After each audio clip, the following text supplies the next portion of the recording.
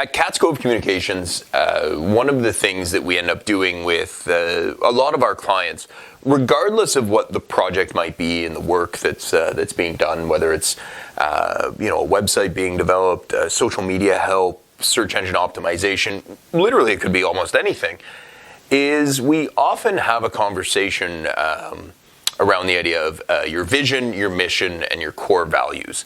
And you may not hear us use those phrases specifically. You might hear us talk about your why you do what you do, all around the idea of getting you to understand that people don't necessarily buy what you do, but they do buy why you do it.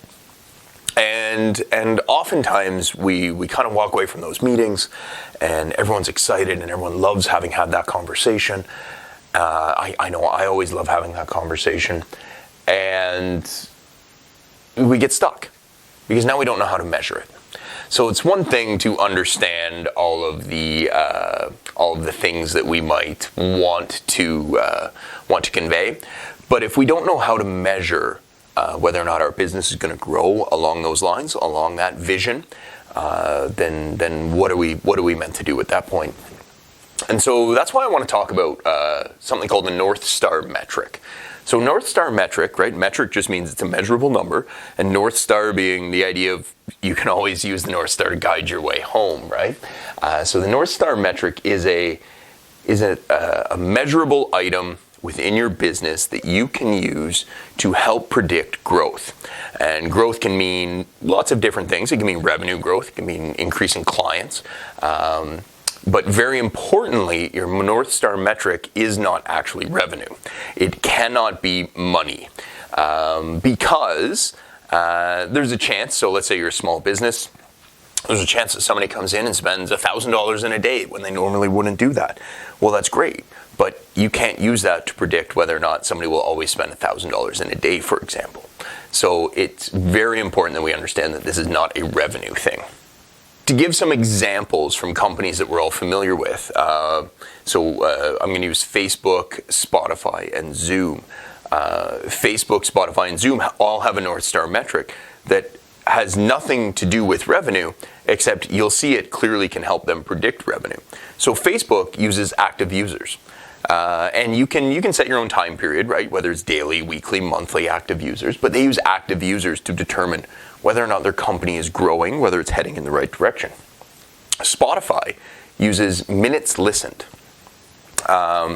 So the idea being not users, but how long are people spending on their platform?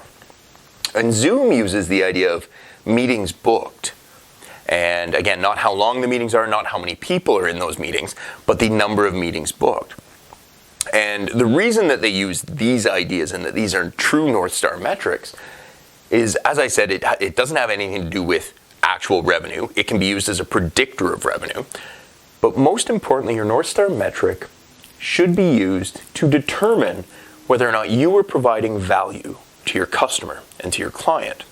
So from a Facebook standpoint, Facebook has active users as their North Star metric because they know if you're continuing to spend time on their platforms, it must mean that you're getting some value from it.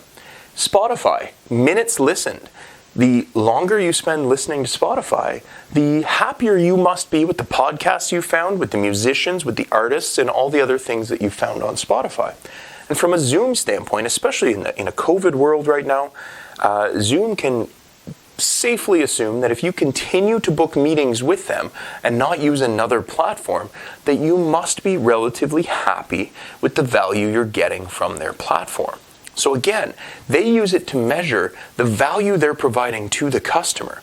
That value obviously, ultimately, will lead to a prediction of revenue, but it is very clearly not money. So as a small business owner, and somebody that obviously can't rely on the same metrics that Facebook or Spotify or Zoom would be using, how would you measure your own growth? How would you measure the value you're providing to a customer? One of the ways that I would suggest you measure it, and so let's use the example of e-commerce right now, is how many finished transactions do you have on your e-commerce platform? So we've built a store online. And not how much money you're making, but how many transactions do you have? And you can measure this daily, weekly, monthly, yearly if you want. It's completely up to you. But I would suggest that that be your North Star metric to get an idea as to whether I, the end user, am receiving value and actually am finishing that checkout. One of the things that you'll find as your North Star metric predicts growth is that your customers will become repeat customers. They will refer other people to use your business. And those are ways, again, to predict revenue growth. And they're also wonderful ways to predict whether or not you are providing value to them. If you're not online and we're doing e-commerce, or if you're not online and we're going to do brick and mortar as an example, then you would measure the number of transactions that you would have at your cash, at your checkout. I mean, it could be anything from a grocery store to a small mom and pop shop. But you would want to measure the number of people that are going through and completing a purchase within your establishment.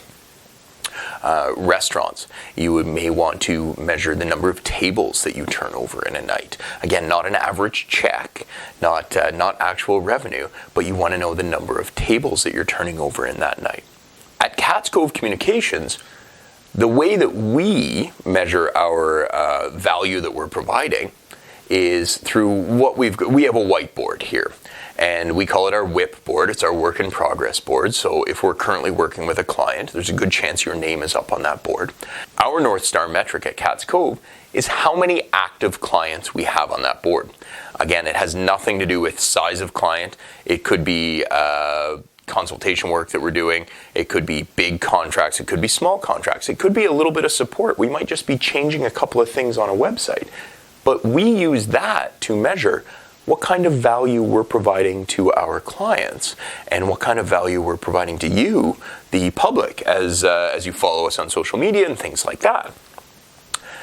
We have three distinct ways that we can measure these things.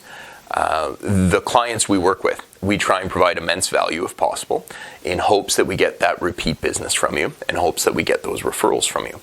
Our social media feeds, we try and provide as much value in those feeds as possible so that maybe one day somebody reaches out and says, I've been following and I'd like some help from you. And the other way that we support our North Star metric is by trying to find new business, whether it's RFPs, whether it's out talking to the public, whether it's sourcing new business in different ways. Those are the ways that we drive our day-to-day operations to support our North Star metric, which is monthly active clients that we are working with. If we can continue to grow that number of monthly active clients that are on our WIP board, for us, we hope that that's a good sign that we continue to provide value. For you, the small business owner, whatever that number is, it will help you get a better sense as to whether or not you're on the right path, and whether or not your growth is coming and is imminent, or whether or not you need to make a couple small tweaks in order to ensure that that metric grows.